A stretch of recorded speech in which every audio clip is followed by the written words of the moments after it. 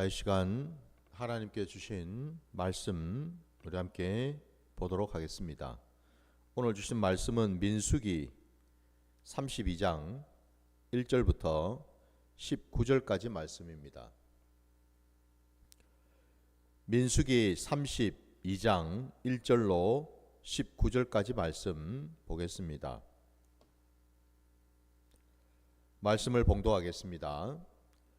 루벤 자손과 갓 자손은 심히 많은 가축대를 가졌더라. 그들이 야셀 땅과 길라 땅을 본즉 그곳은 목축할 만한 장소인지라. 갓 자손과 루벤 자손이 와서 모세와 제사장 엘라살과 회중 지휘관들에게 말하여 이르되 아다롯과 디본과 야셀과 니므라와 헤스본과 엘루알레와 스밤과 느보와 부온 곧 여호와께서 이스라엘 회중 앞에서 쳐서 멸하신 땅은 목축할 만한 장소요 당신의 종들에게는 가축이 있나이다. 또 이르되 우리가 만일 당신에게 은혜를 입었으면 이 땅을 당신의 종들에게 그들의 소유로 주시고 우리에게 요단강을 건너지 않게 하소서. 모세가 갓 자손과 루벤 자손에게 이르되 너희 형제들은 싸우러 가거늘 너희는 여기 앉아 있고자 하느냐. 너희가 어찌하여 이스라엘 자손에게 낙심하게 하여서 여호와께서 그들에게 주신 땅으로 건너갈 수 없게 하려 하느냐. 너희 조상들도 내가 가데스 바네아에서 그 땅을 보라고 보냈을 때에 그리하였었나니 그들이 에스골 골짜기에 올라가서 그 땅을 보고 이스라엘 자손을 낙심하게 하여서 여호와께서 그들에게 주신 땅으로 갈 수 없게 하였었느니라. 그때 여호와께서 진노하사 맹세하여 이르시되 애굽에서 나온 자들이 20세 이상으로는 한 사람도 내가 아브라함과 이삭과 야곱에게 맹세한 땅을 결코 보지 못하리니 이는 그들이 나를 온전히 따르지 아니하였음이니라. 그러나 그나스아 사람 여분네의 아들 갈렙과 눈의 아들 여호수아는 여호와를 온전히 따랐느니라 하시고 여호와께서 이스라엘에게 진노하사 그들에게 40년 동안 광야에 방황하게 하셨으므로 여호와의 목전에 악을 행한 그 세대가 마침내는 다 끊어졌느니라. 보라, 너희는 너희의 조상의 대를 이어 일어난 죄인의 무리로서 이스라엘을 향하신 여호와의 노를 더욱 심하게 하는도다. 너희가 만일 돌이켜 여호와를 떠나면 여호와께서 다시 이 백성을 광야에 버리시리니 그리하면 너희가 이 모든 백성을 멸망시키리라.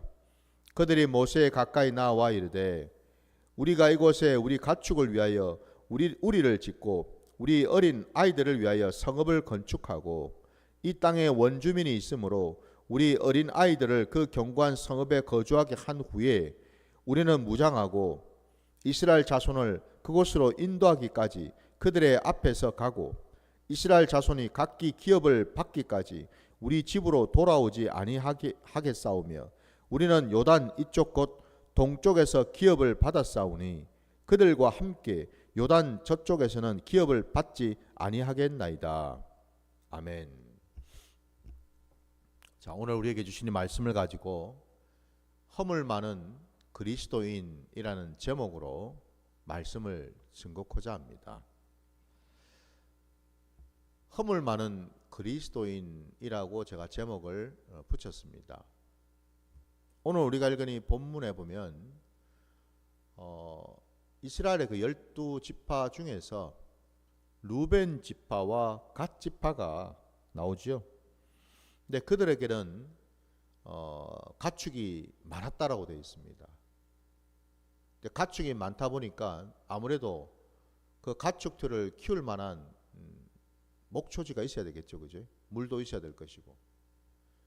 그러다 보니까 그들이 볼 때는 그 야셀 땅, 길라 땅을 본즉 그곳은 목축할 만한 장소였다라고 되어 있습니다. 여기 지금 야셀 땅이나 길라 땅 이곳은 요단 동편에 있는 땅이죠. 요단 동편. 그러니까 좀 우리가 지도상으로 얘기를 하자면은 여러분들 그 이스라엘 그 구약 시대 이스라엘 그 땅을 보게 되면 크게 여러분 그 이스라엘의 좀 남단 쪽에 보면은 사해가 있지요. 사해가 있고 그리고 이제 그 요단강이 이렇게 흐르고 있습니다. 그 위로. 그죠? 예. 그리고 이제 그 요단강에 나오게 된 그 지점이 갈릴리 호수가 또 있죠. 그죠?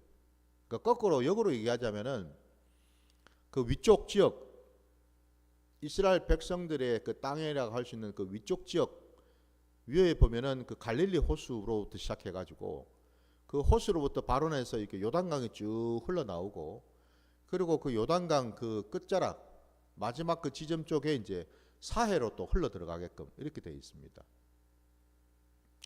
근데 지금 이 야셀이라든지 길라 땅의 위치가요, 크게 보면은 이 사해 바로 그 옆에 있는 지역부터 시작해 가지고 저 위에 갈릴리 호수가 있는 그 지역 전체를 다 아우르고 있습니다.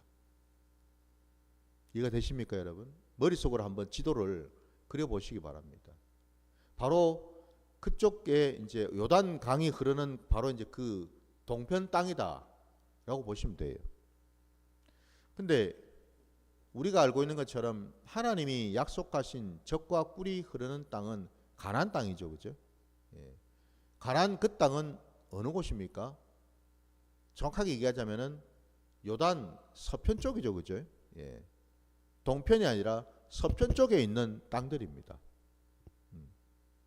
그 땅을 하나님이 약속을 하셨거든요.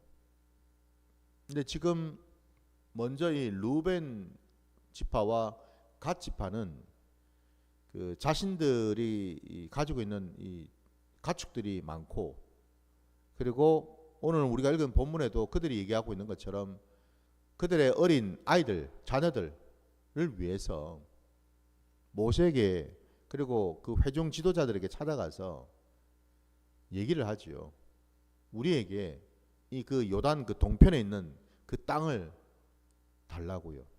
요구를 합니다. 그랬을 때 이 모세가 당장에 그 요구하는 말을 듣고서는 진노를 하는 것을 우리가 볼 수가 있습니다. 화를 냅니다. 왜? 우리가 아는 대로 그들은 지금 그 땅에 머물 자들이 아니라, 그죠? 가나안 땅으로 들어가야 될 자들이잖아요. 가나안 땅으로 들어가야 되는데 그 들어가지를 아니하고 요단 그 동편에 땅을 분배받아 가지고 거기에서 머무르겠다고 하는 말을 들었고, 또 하나는 그렇게 된다면은 어떻게 되겠습니까? 결과적으로는 그들은 가나안 땅으로 이제 들어가서 거기에 그 땅에 살고 있는 원주민들, 그들을 하나님의 인도하심을 따라서 전쟁을 치루어서, 그죠? 그 땅을 하나하나 이제 차지해야 되는 그런 과정들을 또 밟아야 되는데, 한마디로 그들은 요단 동편에 땅을 이제 받았으니까 더 이상 가나안 땅으로 들어가지 아니하고 다른 지파들, 다른 그 형제 지파들과 같이 전쟁을 치르지 않겠다. 그러니까 겉으로, 그러니까 당장의 얘기만 들어보면 얼마나 약삭빠르고 참 악합니까, 그죠? 예. 그러니 당연히 모세가 그 말을 듣고 진노할 수밖에 없었지요. 더더군다나 오늘 여러 이 절에 걸쳐가지고 모세가 과거의 일을 떠올리고 있죠, 그죠? 과거에. 과거에 이스라엘 백성들이 가데스 바네아에서 정탐꾼들을 보냈을 때에 돌아온 40일 만에 돌아온 그 정탐꾼들이 보고하기를, 그죠? 오늘 정확하게 모세의 입술을 통해서 얘기하는 대로 그 12명의 12지파를 대표해서 갔던 그 정탐꾼 중에 딱 두 사람, 오늘 본문에 나와 있는 것처럼 갈렙과 여호수아를 제외한 나머지 10지파의 대표자들이 하나님을 대적하고 하나님 말씀에 불순종해서 하나님이 약속하신 그 땅으로 들어가기를 거부했다라는 사실, 그 일로 말미암아서 하나님께서 진노하셔서 이스라엘 백성들로 하여금 가나안 땅을 밟지 못하도록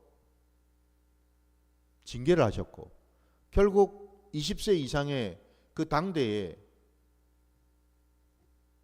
나왔던, 애굽을 나와서 가나안 땅에 가나안 땅으로 들어가야 될 그런 첫 세대가 가나안 땅을 밟지도 못하고 광야에서 다 쓰러져 죽도록 만드신 그 사건을 다시 한 번 더 모세가 지금 상기를 시키고 있지 않습니까? 그죠?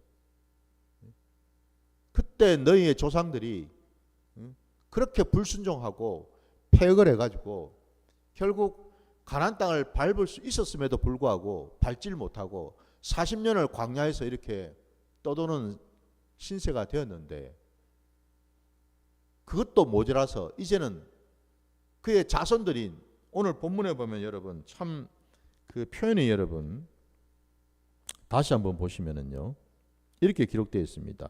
14절을 보십시오. 보라, 너희는 너희의 조상의 대를 이어 일어난 죄인의 무리로서 라고 표현하고 있습니다. 여러분, 조상의 대를 이어서 일어난 죄인들이다. 참 어떻습니까 이 표현이? 그 씨가 어디 가겠느냐 이런 뜻이에요 여러분. 그 죄의 유전이 어디 가겠느냐라는 겁니다.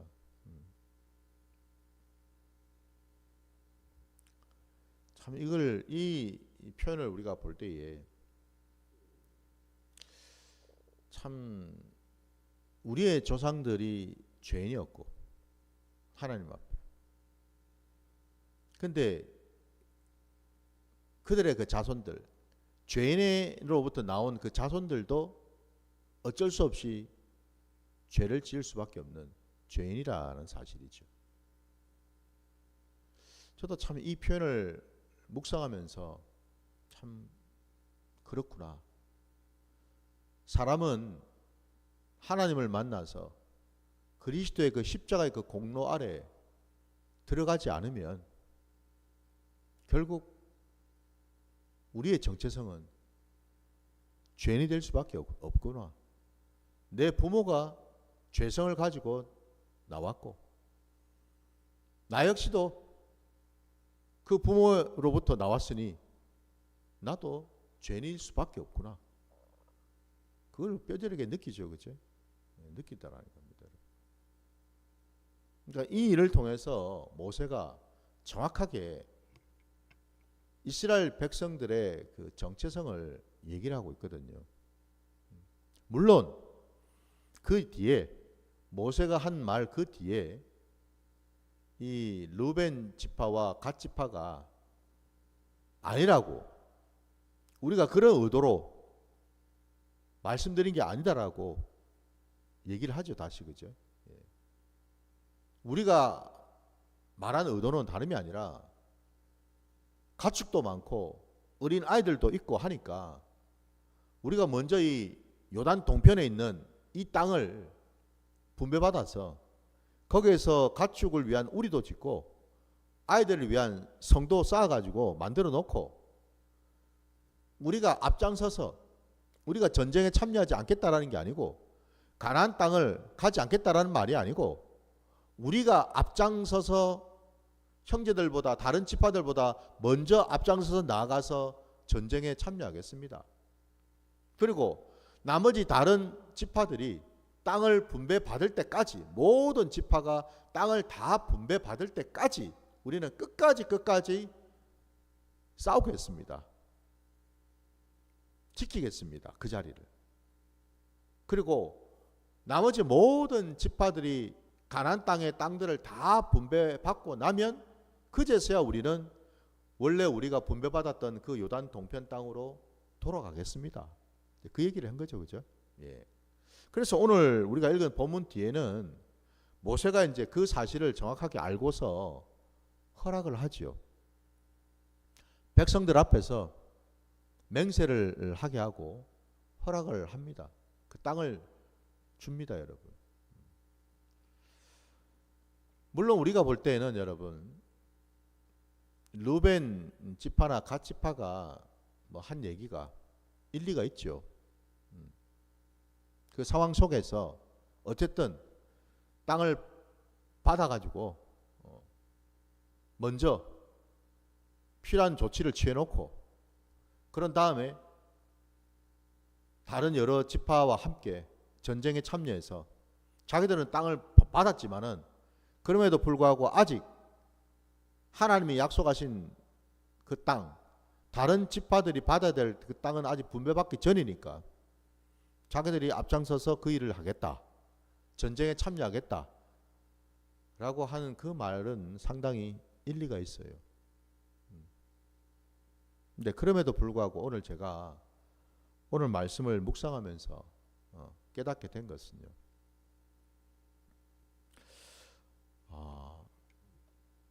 원래 여러분 하나님의 계획과 뜻 안에 이스라엘 백성들에게 주시기로 약속하신 땅은 어디입니까? 가나안 땅이죠. 젖과 꿀이 흐르는 그 가나안 땅 아니었습니까? 그 요단 동편 땅에 대한 말씀은 안 하셨거든요. 가나안 땅에 대한 말씀을 하셨습니다. 물론 바산의 그 왕, 그리고 그 시온 그 위쪽 지역에 있는 그 땅을 하나님이 차지하도록 허락을 하셨죠. 그래서 하나님께서 친히 직접 나서셔서 그 땅을 물리칠 수 있도록 하나님께서 이끄신 것 아니겠습니까? 그죠? 그래서 그 땅도 차지하도록 하나님은 말씀을 하셨어요. 물론 그러니 당연히 루벤 지파나 갓 지파가 그 땅을 차지했기 때문에 그 땅을 달라고 요구할 수 있었던 것 아니겠습니까? 그죠? 근데 중요한 것은 뭐 그 땅을 차지할 때 루벤 지파나 갓 지파만 전쟁에 참여한 건 아니죠. 그죠? 모든 12지파가 다 참여했습니다. 그래서 그 땅을 차지할 수 있었습니다. 근데 바로 이제 그 땅을 다른 지파가 아니라 이 루벤 지파와 갓 지파가 요구를 했다라는 거예요. 왜? 자신들이 소유하고 있는 가축대가 심히 많아서 그 가축들을 키우기에 적당한 장소라는 것을 자기들이 먼저 생각했기 때문에 다른 지파들도 가축이 없었던 게 아니었겠죠. 그죠? 예. 뭐 유독 루벤 지파와 갓 지파가 뭐 가축이 더 많았는지는 모르겠지만 다른 지파들도 그런 생각을 할 수 있었을 겁니다. 근데 그럼에도 불구하고 먼저 루벤 지파와 갓 지파가 먼저 요구를 했다라는 사실이죠.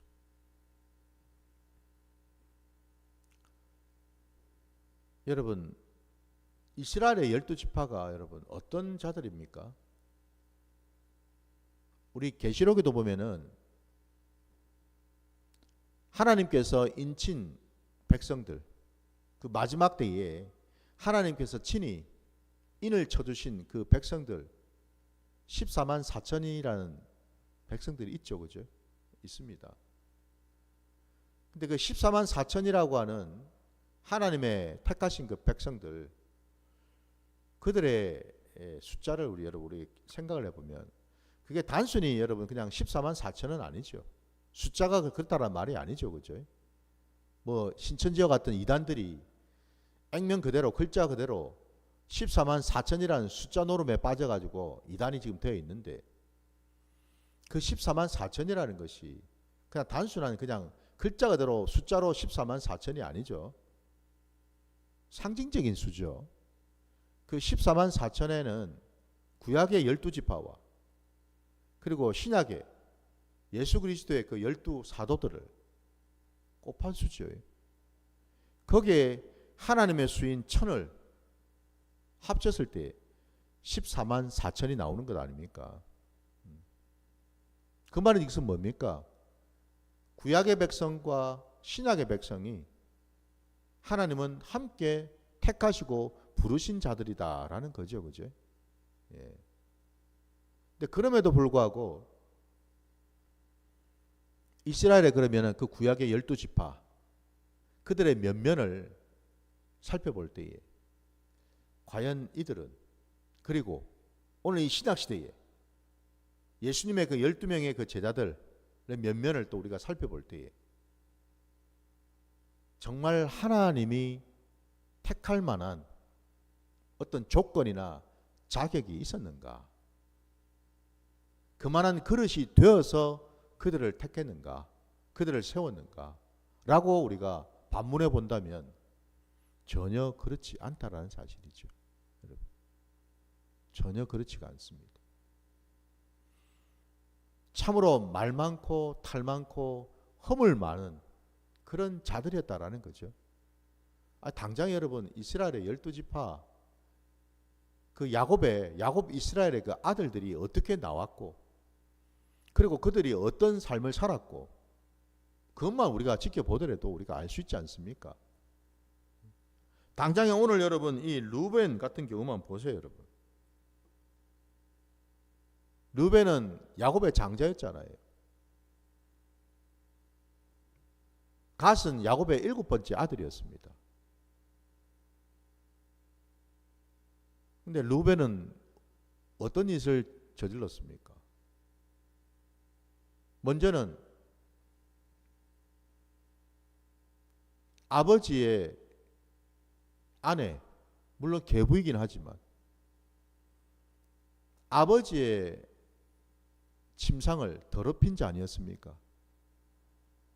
그 계부와 관계를 맺어서 그 일을 아버지가 알게 되었잖아요.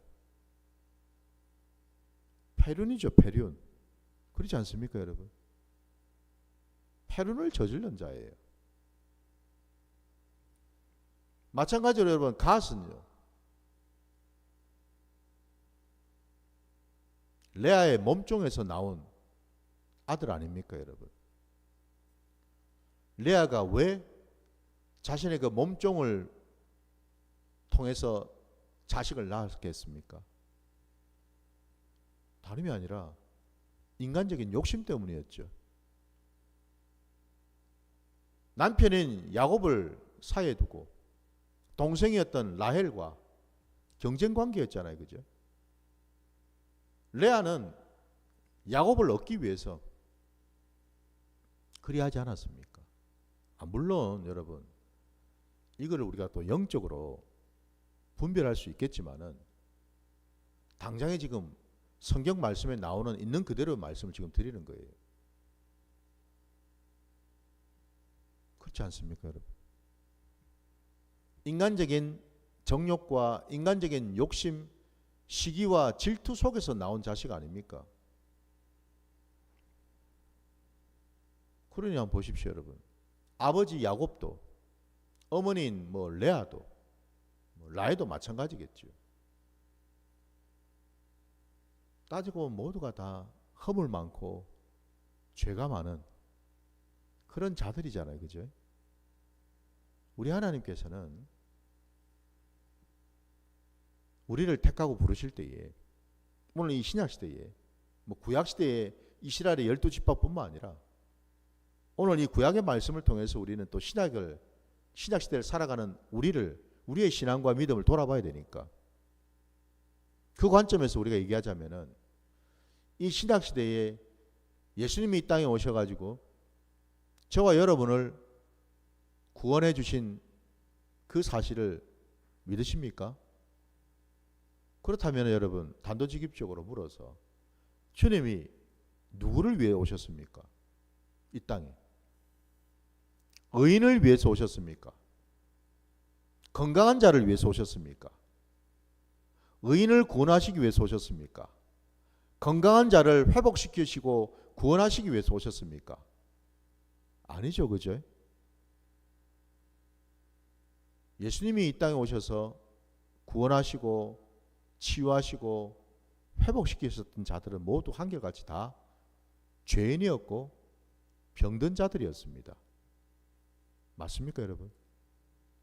그걸 우리가 생각한다면 우리가 예수 그리스도로 말미암아 구원받은 자들이라면 결국 우리가 누구였어요?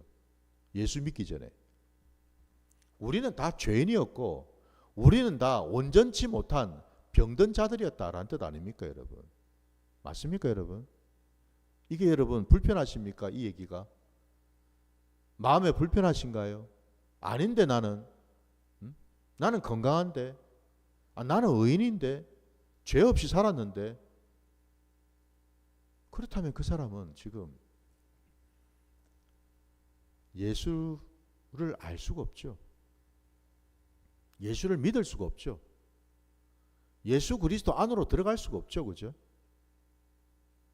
예수님 그 시대에 바리새인들처럼요. 그들은 당대 의인이었는데. 그래서 그들은 예수님의 그 말씀을 전혀 듣지도 않았을 뿐만 아니라 대적하기까지 하지 않았습니까? 그 자리에 있었잖아요. 그 당대 여러분, 주님 말씀처럼 너희가 바리새인들을 향해서 너희가 죄인 취급했던 세리와 창기들이 먼저 너희보다 천국에 들어갈 것이다 말씀하셨죠. 하나님 나라에 들어갈 것이다 라고. 다 그 말씀이 그대로잖아요. 지금 이 세상에 허다하게 많은 인생들 가운데 저와 여러분을 지금 부르셔서 예수를 믿게 하셨다. 그 말씀인즉 우리는 모두가 다 죄인이었고 병자들이었다는 사실입니다. 이걸 여러분 적나라하게 사도 바울은 고린도 교회 교인들을 향해서 표현하기를 여러분 어리석은 자들을 들어서 지혜로운 자들을 부끄럽게 하셨다고 하셨어요. 약한 자를 들어서 강한 자를 부끄럽게 하셨다고 하셨습니다. 천한 것들, 없는 것들, 이런 것들을 들어서 여러분 있는 것들을 부끄럽게 하셨다라고 말씀하고 있습니다. 여러분 이 새벽에 여러분 사도 바울의 이 고백이, 이 말씀이 여러분 불편하십니까? 아니 나보고 지금 없는 것, 천한 것, 나보고 지금 그런 자라고 지금 얘기를 하고 있나? 불편하시고 기분이 상하십니까? 아닙니다, 여러분. 그렇다면은 그 마음을 가지고 있다면 지금 예수를 도무지 모르는 자이겠지요.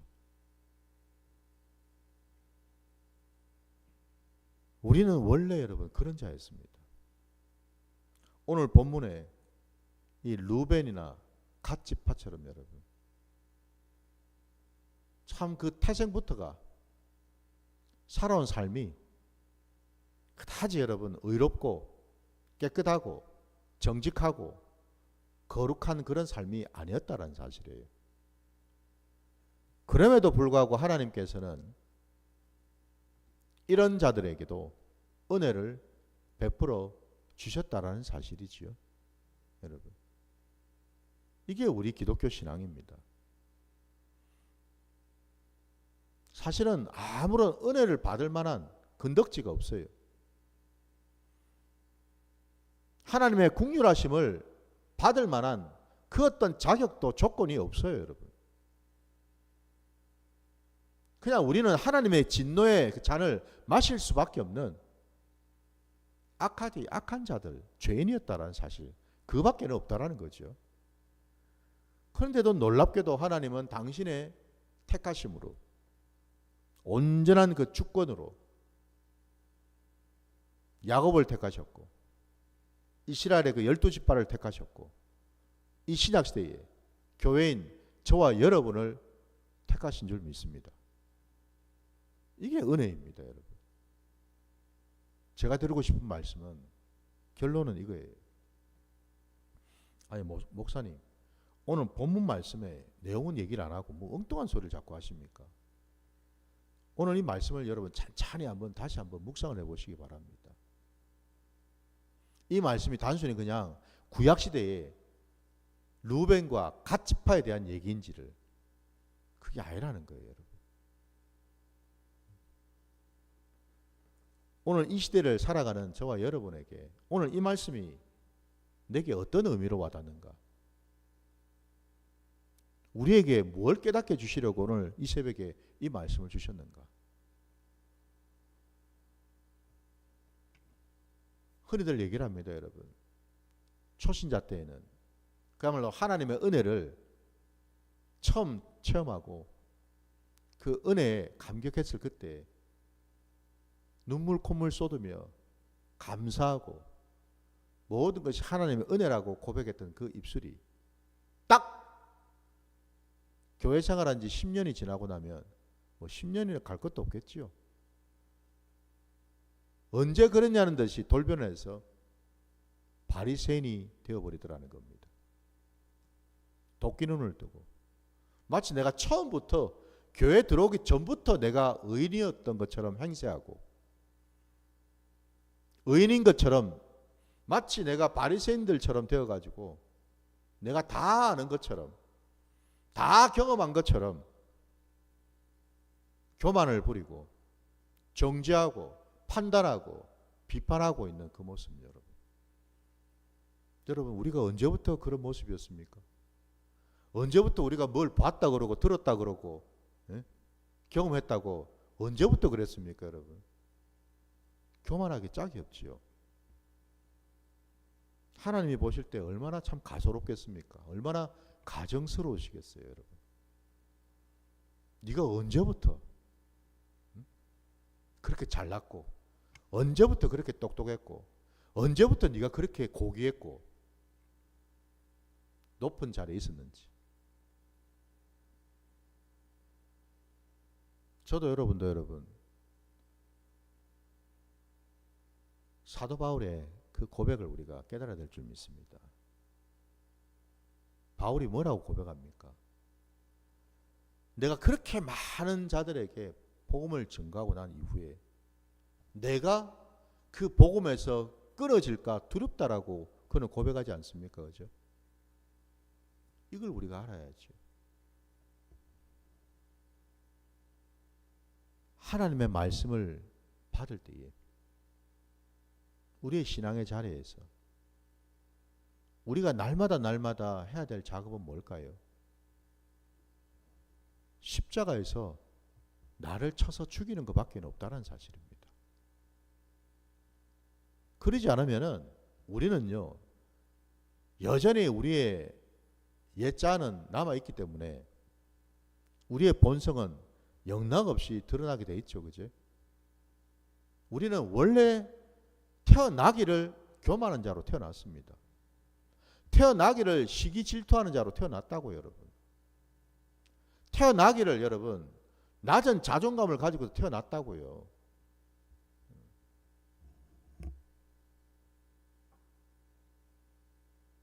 이 사실을 여러분 우리가 안다면은 정말 절절하게 그걸 깨닫고 주님 앞에 나아가 무릎을 꿇는다면 그게 바로 복받은 자의 증거인 줄 믿습니다. 왜 주님께서 가난한 심령을 말씀하시겠어요? 왜 주님께서 애통한 심령이 복되다고 말씀하시겠습니까? 바로 거기에 있죠. 이유가. 우리가 하나님 앞에서 늘 구할 것은 하나님의 긍휼하심 뿐이죠. 그밖에 없습니다, 여러분. 내가 무엇으로 하나님께 영광을 올려드릴 수 있을까요? 무엇으로 내가 하나님의 상급을 받을 수 있을까요? 무엇으로 내가 하나님 나라 안에 들어가는 백성이 될 수 있을까요? 무엇으로 내가 내 이름이 하나님의 그 생명책에 기록이 될 수 있을까요? 내 열심으로요? 내가 하는 어떤 그런 아주 갸륵한 거룩한 어떤 마음으로요? 내 어떤 의의를 가지고서요? 이런 봉사 저런 봉사 이런 사역 저런 사역을 함으로써요? 천만의 말씀, 만만의 콩떡이지요. 우리는 그 무엇으로도 하나님부터 받을 만한 상급을 받을 만한 자격도 주제도 아니라는 사실을 깨달아야 될 줄 믿습니다. 우리는 무엇으로도 하나님을 여러분 사실은 기쁘게 하실 수가 없습니다. 여러분. 무엇으로도. 우리가 오직 할 것은 예수 그리스도를 따르는 것뿐입니다. 주의 뒤를 잠잠히 따르는 것밖에 없지요.